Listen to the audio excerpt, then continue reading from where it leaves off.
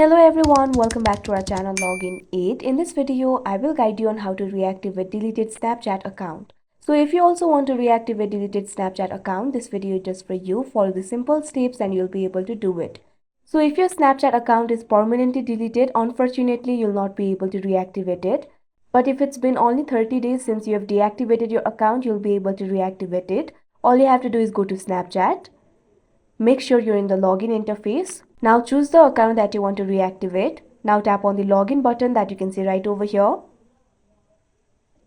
Now you can see over here this kind of pop-up will appear. Your account is currently deactivated. Would you like to reactivate it? Simply tap on yes option. Now you can see over here you'll have to wait a few moments for your account to be deactivated.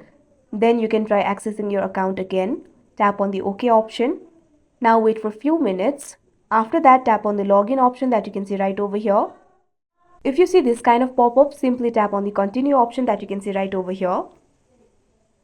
Now you'll have to enter your password. Simply enter your password.